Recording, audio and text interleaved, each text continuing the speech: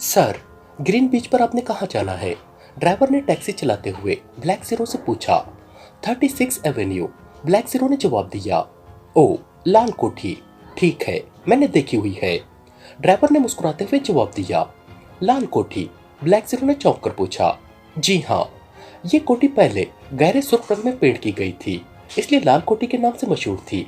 मगर अब गुज़िश्ता 2 माह से उसे सुर्ख रंग की बजाय नीले रंग में पेंट कर दिया गया है, मगर उसका नाम लाल कोठी ही मशहूर है। ड्राइवर ने हंसते हुए जवाब दिया। ठीक है, ब्लैक ज़ीरो ने संजीदा लहजे में जवाब दिया। और थोड़ी देर बाद ड्राइवर ने एक सड़क पर मोड़ काटा और फिर एक काफी बड़ी कोठी के फाटक पर टैक्सी रोक दी। आपकी मंजिल आ गई है जनाब, ड्राइवर ने मुड़कर कहा। और ब्लैक ज़ीरो दरवाजा खोलकर नीचे उतर आया। उसने मीटर देखकर किराया अदा किया और जब टैक्सी आगे बढ़कर उसकी नजरों से ओझल हो गई तो ब्लैक ज़ीरो आहिस्ता आहिस्ता कोठी के फाटक की तरफ बढ़ा। मगर अचानक उसे ख्याल आ गया कि अगर वो चेक कर लिया गया और मुजरिमों के हाथों में फंस गया तो कम से कम मेंबर्स को उसकी इत्तला तो हो। चुनांचे ये ख्याल आते ही वो गली में मुड़ा और फिर अंधेरे में एक दरख्त के नीचे पहुंचकर रुक गया। उसने तेजी से रिस्ट वॉच का विंड बटन मखसूस अंदाज में खींचा और सफदर की फ्रीक्वेंसी सेट करने लगा। चंद लम्हों बाद राब्ता कायम हो गया। Safdar speaking, over. दूसरी तरफ से सफदर की मध्यम सी आवाज उभरी। X2, over. ब्लैक ज़ीरो ने मखसूस लहजे में कहा। यस सर, मैं सर जॉन केबल की कोठी की निगरानी कर रहा हूँ जनाब। इमरान वापस नहीं आया, अलबत्ता इमरान की साथी लड़की टैक्सी में वापस आ गई है, ओवर। सफदर ने रिपोर्ट देते हुए कहा। ठीक है, अब तुम ऐसा करो, यहाँ की निगरानी खत्म करके 36 एवेन्यू ग्रीन बीच पहुंच जाओ। मुझे इत्तला मिली है कि यह मुजरिमों का हेडक्वार्टर है। कैप्टन शकील और नोमानी को भी मैं वहीं भेज रहा हूँ। तुमने फिलहाल निगरानी करनी है, अपने वॉच ट्रांसमीटर ऑन रखना। जैसे ही मेरी तरफ से डेंजर कॉशन मिले तुमने अंदर दाखिल हो जाना है और कोशिश करना कि जिस कदर ज्यादा तबाही फैला सको फैलाओ। 030 बम अपने साथ रखना, ओवर। ब्लैक ज़ीरो ने सफदर को हिदायत देते हुए कहा। बेहतर जनाब, आपके हुक्म की तामील होगी, ओवर। सफदर ने गंभीर लहजे में जवाब देते हुए कहा। Over and all, black zero ने कहा और फिर सफदर से राब्ता खत्म करके उसने कैप्टन शकील और नोमानी की फ्रीक्वेंसी सेट करनी शुरू कर दी। थोड़ी देर बाद वो उन्हें भी यही हिदायत देने में मसरूफ हो गया। उन तीनों को हिदायत देने के बाद उसने वॉच ट्रांसमीटर ऑफ किया और फिर गली में से निकलकर दोबारा मेन गेट की तरफ बढ़ने लगा। अब वो मार्शल का रोल अदा करने के लिए ज़हनी तौर पर पूरा तैयार था। फाटक पर पहुंचकर उसने जैसे ही कॉल बेल का बटन दबाया वो एक लम्हे के लिए झिझक गया, क्योंकि कॉल बेल का बटन दबाते ही फाटक खुद ब खुद खुलता चला गया। ब्लैक ज़ीरो ने देखा कि फाटक के अंदर एक बंद सी गैलरी बनी हुई थी, जिसके आखिर में एक और दरवाजा था। गैलरी की छत पर 2 बड़े बड़े सुराख से थे, जिन पर बारीक जाली नस्ब थी। ब्लैक ज़ीरो ने फाटक खुलते ही अंदर कदम बढ़ाए और फिर जैसे ही वो गैलरी में दाखिल हुआ उसके पीछे फाटक तेजी से बंद हो गया। और अभी ब्लैक ज़ीरो ने आधी गैलरी ही क्रॉस की थी कि छत पर मौजूद जालीदार सुराखों में से सुर्ख रंग की तेज रोशनी की लहर से निकली और ब्लैक ज़ीरो इस लहर में जैसे नहा सा गया।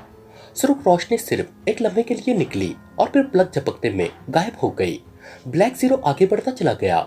वो ज़हनी तौर पर मुतमईन हो गया कि उसका मेकअप चेक ना हो सकेगा, मगर अभी वो गैलरी के दूसरे दरवाजे के करीब पहुंचा ही था कि अचानक दरवाजे के ऊपर से जर्द रंग की रोशनी की लहर निकली और ब्लैक ज़ीरो के जिस्म से जैसे ही ये लहर टकराई ब्लैक ज़ीरो को यूं महसूस हुआ जैसे उसका जिस्म मफलूज होता चला गया हो और वो रेत की बोरी की तरह वहीं गैलरी के फर्श पर ढेर होता चला गया। अलबत्ता उसका जहन वैसे ही होशियार था और आंखें खुली हुई थी, मगर जिस्म कतई तौर पर मफलूज था। वो न बोल सकता था और न हरकत कर सकता था। उसके नीचे गिरते ही गैलरी का अंदरूनी दरवाजा खुला और 2 कवि हैकल नौजवान अंदर दाखिल हुए। उनमें से एक ने बड़े इत्मीनान से ब्लैक ज़ीरो को उठाकर कांधे पर लादा और फिर दरवाजे से बाहर निकल गए। ब्लैक ज़ीरो देख रहा था कि यह काफी बड़ी कोठी है, जिसका लॉन खासा वसी व अरीज था। सामने इमारत थी, जिसके बरामदे में हाथों में सब मशीन गनें उठाए तकरीबन 10 आदमी मौजूद थे। ब्लैक ज़ीरो को कांधे पर उठाए वो दोनों तेजी से इमारत की तरफ बढ़ते चले गए। इमारत में दाखिल होकर वो मुख्तलिफ कमरों से गुजरकर एक छोटे से कमरे में आए और दूसरे आदमी ने कमरे का दरवाजा बंद करके स्विच बोर्ड पर मौजूद एक बटन दबाया तो वो कमरा किसी लिफ्ट की तरह नीचे उतरता चला गया। थोड़ी देर बाद कमरे की हरकत रुकी तो उन्होंने उसका दरवाजा खोला और फिर एक बंद राहदारी में आ गए। राहदारी में से गुजरते हुए वो एक दरवाजे के सामने रुके और उनमें से एक ने आगे बढ़कर दरवाजे पर दस्तक दी। कम इन, अंदर से एक आवाज सुनाई दी और उसके साथ ही दरवाजा खुलता चला गया। ब्लैक जीरो को उठाए वो दोनों अंदर दाखिल हो गए। ये काफी बड़ा कमरा था जिसमें चारों तरफ दीवारों के साथ मुख्तलिफ किस्म की मशीनें नस्ब थी। कमरे में सफेद एप्रॉन पहने दो अफराद मौजूद थे, जिनमें से एक इंतहाई बाएं कोने में एक मशीन के सामने बैठा हुआ था। सर, ये शख्स कोठी में दाखिल हुआ है, मिसेस कैडी के पर्सनल सेक्रेटरी मार्शल के रूप में है, मगर गेट चेकिंग कंप्यूटर ने इसे चेक कर लिया है। ब्लैक जीरो को उठाए हुए शख्स ने मुअद्दबाना अंदाज में कमरे में मौजूद आदमी से मुखातिब होकर कहा, ओ, इसे स्ट्रेचर पर डाल दो, मैं इसे चेक करता हूँ। एक आदमी ने चौंक कर कहा और फिर ब्लैक जीरो को कमरे में मौजूद एक स्ट्रेचर पर फेंक दिया गया। अब तुम जा सकते हो, सफेद एप्रॉन वाले ने जवाब दिया और वो दोनों सर झुकाकर वापस मुड़े और फिर तेज तेज कदम उठाए कमरे से बाहर निकलते चले गए। कमरे का दरवाजा बंद होते ही वो शख्स तेजी से आगे बढ़ा और फिर उसने स्ट्रेचर के साथ मुंसलिक चमड़े की पट्टियों के साथ ब्लैक जीरो के जिस्म को अच्छी तरह बांधना शुरू कर दिया। S1, S1। अचानक कोने में बैठा हुआ शख्स बुरी तरह चीख उठा। क्या बात है? ब्लैक जीरो को बांधने वाले ने चौंक कर पूछा। फैयाज के कमरे में कोई शख्स दाखिल हुआ है, कोने वाले ने कहा। अच्छा। S1 तेजी से उस कोने की तरफ दौड़ पड़ा। मेरे ख्याल में ये इमरान है। S1 ने मशीन पर लगी हुई स्क्रीन को गौर से देखते हुए कहा। वो फैयाज को झुंझुन रहा था। S2 ने कहा, हाँ, फैयाज को जाग जाना चाहिए ताकि आने वाले के मुतालिक मालूम हो सके कि वो कौन है। S1 ने कहा और फिर मशीन पर मौजूद एक बटन को उंगली से प्रेस करने लगा। तुम इमरान? कमरे में फैयाज की आवाज गूंजी। ये वाकई इमरान है, इसे उड़ाना दिया जाए। S2 ने खुशी से उछलते हुए कहा, नहीं, मेरे ख्याल में फिलहाल इसे बेहोश कर दिया जाए, फिर बॉस को इत्तला कर देते हैं जैसे वो कहे। S1 ने संजीदा लहजे में कहा। ठीक है, S2 ने जवाब दिया। तुम इस नए पंछी को चेक करो, मैं इमरान को बेहोश कराता हूँ। S1 ने S2 से कहा और S2 तेजी से उठकर स्ट्रेचर पर बंधे हुए ब्लैक जीरो की तरफ बढ़ने लगा। फैयाज फौरन उठकर गुसल खाने में चले जाओ। S1 ने माइक उठाकर मुंह से लगाते हुए कहा। ठीक है, अब तुमने टॉयलेट वॉशर ब्रश उठाकर बाहर निकलना है और इमरान के सर पर पूरी कुव्वत से वार करना है। S1 फैयाज को हिदायत दे रहा था, जबकि उधर S2 ने ब्लैक जीरो का स्ट्रेचर घसीटकर एक मशीन के करीब किया और फिर मशीन के ऊपर लगे हुए एक बड़े से कंटोप को खींचकर उसने ब्लैक जीरो के सर पर फिट कर दिया। शाबाश, एक और मारो पूरी कुव्वत से। अचानक S1 ने चीख कर कहा। उसके लहजे में मसरत थी। Very good, very good. S1 ने चंद लम्हों बाद कहा। क्या इमरान बेहोश हो गया? S2 ने ब्लैक जीरो के सर पर कंटोप फिट करते हुए पूछा। बेहोश? मेरे ख्याल में उसकी खोपड़ी भी तड़क चुकी होगी। S1 ने मुंह फेरकर कहा। बहुत खूब। S2 ने कंटोप का कनेक्शन मशीन से जोड़ते हुए जवाब दिया। फैयाज, अब तुम खामोशी से बैठ जाओ, हम थोड़ी देर बाद तुम्हें मजीद हिदायत देंगे। S1 ने माइक में कहा और फिर वो माइक को वापस मशीन के क्रेडल पर रखकर उठा और तेजी से बाएं तरफ मौजूद एक मशीन की तरफ बढ़ता चला गया। S1, ये शख्स चेकिंग के लिए तैयार है। S2 ने एक तरफ हटते हुए कहा। इसे अभी यहीं पड़ा रहने दो, मैं बॉस को कॉल करके इमरान के मुतालिक इत्तला कर दूं। S1 ने जवाब दिया और फिर उसने दीवार में नस्ब मशीन का बटन ऑन कर दिया। मशीन में से सीटी की आवाज निकलने लगी और उस पर नस्ब स्क्रीन पर लहरें सी कूदने लगी। चंद लम्हों बाद ही स्क्रीन पर नकाबपोश की तस्वीर उभर आई। यस, सीटी की आवाज की बजाय एक करक आवाज कमरे में गूंजी। S1 speaking boss.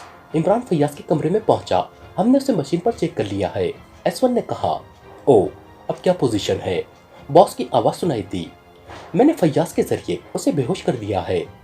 अगर आप हुक्म करें तो फैयाज के जिस्म में मौजूद बम फाड़ दे। फैयाज के साथ साथ इमरान के भी टुकड़े हो जाएंगे। S1 ने मुअद्दबाना लहजे में कहा। नहीं, अब तुम उसे बेहोश कर ही चुके हो तो ठीक है, मैं उन दोनों को यहीं मंगवा लेता हूँ। मैं उसे अपने हाथों से हलाक करना चाहता हूँ। बॉस ने जवाब दिया। ओके बॉस, जैसे आपकी मर्जी। S1 ने कदरे दबे दबे लहजे में कहा। क्रॉसवर्ड रिपोर्ट के मुताबिक इमरान दुनिया का सबसे खतरनाक और चालाक इंसान है, इसलिए मैं चाहता हूँ कि अच्छी तरह तसल्ली कर लूँ कि वाकई ये वही इमरान है, फिर उसका खात्मा कर दूँ।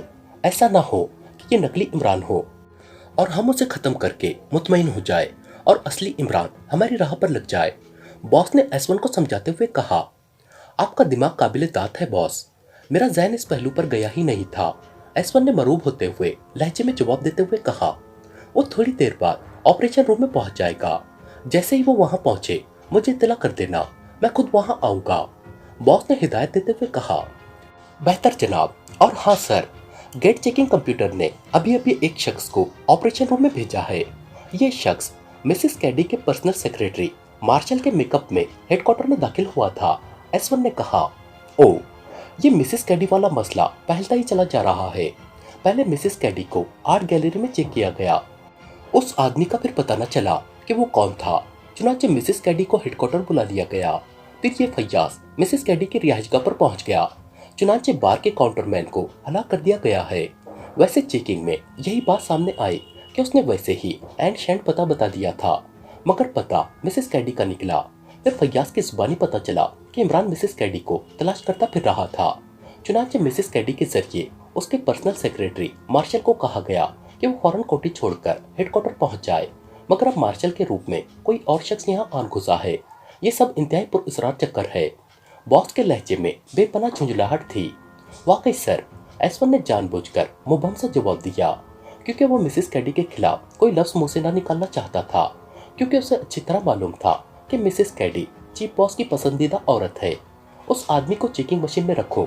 इमरान के आने के बाद जब मैं खुद वहां आऊंगा तो उससे तफसीली पूछगुछ करूंगा। बॉस ने चंद लम्हों की खामोशी के बाद मजीद हिदायत दी। बेहतर जनाब, एस1 ने मुअद्दबाना लहजे में कहा। ओके, चीफ बॉस ने कहा, और फिर राब्ता खत्म हो गया और मशीन पर मौजूद स्क्रीन तारीख हो गई।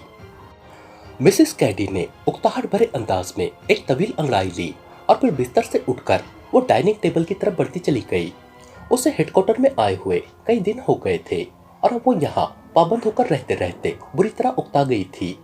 जब से एक नौजवान ने उस पर तेजाब डालकर हेडक्वार्टर का पता पूछा था, चीफ बॉस ने उसे मुस्तकिल तौर पर हेडक्वार्टर में बुला लिया था, क्योंकि चीफ बॉस का ख्याल था कि वो नौजवान यकीनन मकामी सीक्रेट सर्विस का कोई रुकन होगा। चूंकि उस वक्त वो अकेला था, इसलिए वो वापस चला गया, मगर बाद में यकीनन पूरी सीक्रेट सर्विस उसकी आर्ट गैलरी पर टूट पड़ेगी।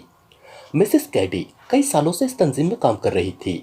शुरू में तो वो एक आम मेंबर की हैसियत से इस तंजीम में शामिल हुई थी, मगर आहिस्ता आहिस्ता वो इस तंजीम के सेकंड बॉस कैडी की मंजूर नजर बन गई और फिर कैडी ने उससे बाकायदा शादी कर ली। इस तरह वो अपने असल नाम की बजाय मिसेस कैडी के तौर पर मशहूर हो गई। और फिर कैडी की बदकिस्मती कि एक मीटिंग में वो उसे अपने साथ लेकर चीफ बॉस के पास चला गया और चीफ बॉस उसे देखते ही उस पर मरमिटा, जिसका नतीजा ये हुआ कि दूसरे ही रोज कैडी की लाश एक गटर में बहती हुई पाई गई। कैडी की मौत के बाद चीफ बॉस ने उसे अपने पास रख लिया। अब वो तंजीम के अमली कामों में कतन शरीक ना होती थी, बल्कि चीफ बॉस ने उसे तंजीम से अलहदा रखा हुआ था। और चीफ बॉस जब भी बैरून मुल्क कोई खुफिया कॉल करता तो जरिया मिसेस कैडी की अलहदा रिहाइशगाह ही होती। मिसेस कैडी भरपूर जवानी के दौर से गुजर रही थी और चीफ बॉस चूंकि तंजीम के कामों में इतना मुनहमिक रहता था कि कई कई रोज तक उसके पास ना आ सकता था, इसलिए मिसेस कैडी ने अपने रिहाइशगाह पर एक और नौजवान मार्शल को बतौर पर्सनल सेक्रेटरी रखा हुआ था। मार्शल और वो अकेले ही कोठी में रहते थे और मार्शल पर्सनल सेक्रेटरी के अलावा बतौर गार्ड, चौकीदार, बावर्ची, हत्ता कि उसके शोहर तक के फराइज सर अंजाम देता था। मिसेस कैडी चीफ बॉस से ज्यादा मार्शल से मानूस थी, क्योंकि मार्शल भरपूर जवान था, जबकि चीफ बॉस बस सिर्फ चीफ बॉस ही था। उसे हेडक्वार्टर में आने के बाद सबसे ज्यादा मलाल इस बात का था कि मार्शल उससे दूर हो गया था। फिर चीफ बॉस से उसे ये मालूम हुआ कि उसकी रिहाइशगाह दुश्मनों की नजरों में आ गई है, तो उसने चीफ बॉस से कहकर मार्शल को भी हेडक्वार्टर बुलवाने की मंजूरी ले ली। बहाना यह था कि मार्शल चूंकि हेडक्वार्टर का पता जानता है, इसलिए ऐसा ना हो दुश्मन उसके जरिए हेडक्वार्टर का पता मालूम कर ले। चीफ बॉस से मंजूरी हासिल करने के बाद उसने पहली फुर्सत में मार्शल को फोन करके फौरन हेडक्वार्टर पहुंचने का हुक्म दिया और अब वो मार्शल के इंतजार में थी। उसने अपने कमरे से मुलाहिका कमरा मार्शल की रिहाइशगाह के तौर पर इस्तेमाल करने का फैसला कर लिया था, ताकि मार्शल रात को आसानी से उसके कमरे में पहुंच सके। मगर काफी देर होने के बावजूद मार्शल अभी तक हेडक्वार्टर न पहुंचा था। उसने काफी देर तक उसका इंतजार किया था, मगर अब उससे मजीद इंतजार न हो सकता था, इसलिए उसने दोबारा कोठी टेलीफोन किया, मगर वहां घंटी बजती रही, मगर किसी ने रिसीवर न उठाया। तो वो समझ गई कि मार्शल वहां से चल दिया है, मगर वो अभी तक हेडक्वार्टर क्यों नहीं पहुंचा। चंद लम्हे वो बैठी सोचती रही, फिर उसने इंटरकॉम पर चीफ बॉस से राब्ता कायम किया ताकि उससे मार्शल के मुतालिक मालूम करे, मगर इंटरकॉम पर चीफ बॉस मौजूद न था।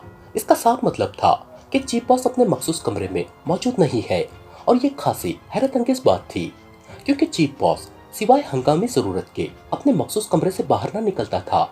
चुनांचे उसने खुद चीफ बॉस के कमरे में जाकर हालात मालूम करने का फैसला किया। अलमारी से कोट उठाकर उसने पहना और फिर कमरे का दरवाजा खोलकर बाहर निकल आई। मुख्तलिफ राहदारियों से गुजरने के बाद एक छोटी सी राहदारी में पहुंची, जिसके आखिर में चीफ बॉस का खुसूसी कमरा था। उस राहदारी में मुसल्ला गार्ड मौजूद थे। मैडम, बॉस कमरे में नहीं है, एक गार्ड ने बड़े मौतबाना अंदाज में मिसेस कैडी से मुखातिब होकर कहा। ओ, कहाँ गए हैं वो? मिसेस कैडी ने पूछा। वो ऑपरेशन रूम में गए हैं, सुना है वहाँ कोई खौफनाक जासूस गिरफ्तार होकर आया है। बॉस उससे खुद पूछगछ करने के लिए गए हैं, गार्ड ने जवाब दिया। ओके, मिसेस कैडी ने जवाब दिया और फिर वो वापस मुड़ गई। उसे अच्छी तरह मालूम था कि चीफ बॉस ऑपरेशन रूम में किसी गैर मुतल्लका आदमी की मौजूदगी बर्दाश्त नहीं करता, मगर उसे इस खौफनाक जासूस को देखने का इश्तियाक पैदा हो गया था, जिससे पूछगछ के लिए चीफ बॉस खुद ऑपरेशन रूम में गया था। चुनांचे वो ऑपरेशन रूम के दरवाजे की तरफ जाने की बजाय एक और राहदारी की तरफ मुड़ गई। थोड़ी देर बाद वो सीढ़ियां चढ़कर ऊपर वाली मंजिल पर पहुंच गई, जिसकी एक तंग राहदारी में ऑपरेशन रूम के रोशनदान खुलते थे। चूंकि मिसेस कैडी चीफ बॉस की खास मंजूर नजर थी, इसलिए जाहिर है किसी गार्ड ने उसे रोकने के मुतालिक सोचा तक भी नहीं, और वो बड़ी आसानी से ऑपरेशन रूम के रोशनदान तक पहुंच गई। रोशनदान के करीब पहुंचकर जब उसने ऑपरेशन रूम में झांका तो दूसरे लम्हे वो बुरी तरह चौंक पड़ी, क्योंकि सामने एक स्ट्रेचर पर उसे मार्शल लेटा हुआ नजर आया।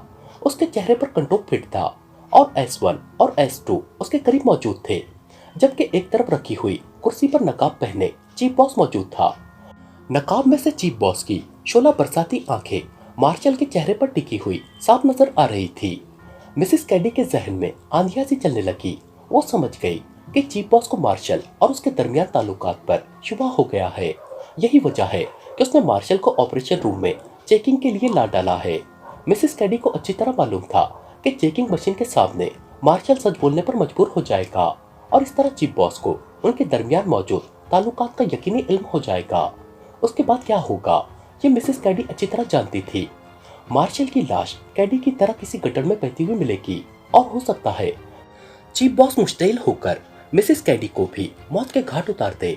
इसलिए उसने फौरी तौर पर मार्शल की मौत का फैसला कर लिया, ताकि मार्शल और उसके दरमियान ताल्लुकात का राज फाश न हो। वो तेजी से मुड़ी और फिर भागती हुई उस राहदारी के आखिरी कमरे पर पहुंची, जहां तंजीम के लिए हर किस्म के असले का स्टॉक मौजूद था। चंद लम्हों बाद वो असला रूम में दाखिल हो गई और फिर उसने एक अलमारी में मौजूद जहरीली सुइयां फेंकने वाली मशीन उठाई। इस मशीन के जरिए खतरनाक और तेज तरीन जहर साइनाइड में डूबी हुई सुइयां काफी फासले तक फेंकी जा सकती थी। इस तरह वो रोशनदान से ही जहरीली सुई मार्शल के जिस्म में उतार सकती थी, और जब तक ये सुई चेक होती वो वापस अपने कमरे में पहुंच सकती थी। चुनांचे उसने मशीन उठाई, उसमें मौजूद जहरीली सुइयां चेक की और फिर तेजी से वापस राहदारी में भागती चली गई। उसके लिए एक एक लम्हा कीमती था। वो हर कीमत पर मार्शल के कुछ बताने से पहले उसे हलाक करना चाहती थी। इमरान की जब आंख खुली तो उसने अपने आप को एक स्ट्रेचर पर चमड़े की मजबूत पट्टियों से बंधा हुआ देखा। स्ट्रेचर एक खासे बड़े कमरे में मौजूद था, जिसकी चारों दीवारों से मशीनें नस्ब थी। एक और स्ट्रेचर पर एक और आदमी बंधा हुआ था, जिसके सर पर चेकिंग मशीन का कंट्रोल चढ़ा हुआ था। कमरे में सफेद एप्रॉन पहने हुए दो आदमी मौजूद थे। मैं कहाँ हूँ? इमरान ने एक सफेद एप्रॉन वाले से पूछा।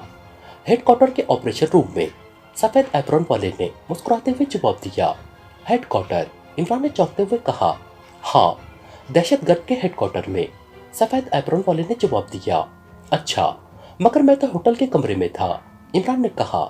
हाँ, तुम जैसे ही फैयाज के कमरे में पहुंचे हमने तुम्हें चेक कर लिया और फिर तुम्हारे दोस्त फैयाज ने हमारे हुक्म की तामील करते हुए तुम्हारे सर पर जरब लगाकर तुम्हें बेहोश कर दिया। नतीजा ये कि अब तुम यहाँ मौजूद हो, सफेद एप्रॉन वाले ने तफसील बताते हुए कहा। मगर फैयाज ने ये जुर्रात कैसे की कि मेरे सर पर जरब लगाए? कहाँ है वो नाहिंजार? इमरान ने गुस्सीले अंदाज में कहा। शायद वो ये जुर्रात ना करता, मगर वो शुरू से ही हमारे कंट्रोल में है। हमने उसे कार्डियम इंजेक्शन लगा दिया था, सफेद एप्रॉन वाले ने जवाब दिया। ओ, फिर तो वो बेचारा मजबूर था, मगर मुझे यहाँ बुलाने के लिए इतने लंबे चौड़े चक्कर की क्या जरूरत थी? मैं तो खुद ही यहाँ आने के लिए बेचैन था। तुम मुझे पता बता देते, मैं सर के बल चलकर आ जाता। खामखा मेरी खोपड़ी तोड़वाई तुम लोगों ने, इमरान ने बुरा सा मुंह बनाते हुए कहा। हम तो शायद तुम्हें यहाँ ना बुलाते, बस उस कोने वाली मशीन का एक बटन दबा देते और फैयाज के जिस्म में मौजूद जदीद तरीन इलेक्ट्रॉनिक बम फट जाता। नतीजा ये था कि तुम दोनों के टुकड़े उड़ जाते। मगर चीफ बॉस तुम्हें अपने सामने हलाक कराना चाहता है, सफेद एप्रॉन वाले ने भी तल्ख से अंदाज में जवाब देते हुए कहा। फिर इससे पहले कि सफेद एप्रॉन वाला कोई जवाब देता, ऑपरेशन रूम का दरवाजा खुला और एक नकाबपोश अंदर दाखिल हुआ। दोनों सफेद एप्रॉन वाले उसके सामने बड़े मुअद्दिबाना अंदाज में झुक गए। तो ये है वो इमरान जिससे बड़ी बड़ी खौफनाक तंजीमें खाइफ हैं। नकाबपोश ने एक तरफ रखी हुई कुर्सी पर बैठते हुए करक लहजे में कहा। अस्सलामु अलैकुम जनाब नकाबपोश साहब, तुम्हारे बाल बच्चे उम्मीद है बखैरियत होंगे। इमरान ने बड़े बेतकल्लुफाना अंदाज में नकाबपोश से मुखातिब होकर कहा। शट अप, क्या तुम ही वो इमरान हो जो पाकिस्तान से दहशतगर्द के खात्मे के लिए आए हो? नकाबपोश ने गुर्राते हुए कहा। मैं आया नहीं, लाया गया हूँ।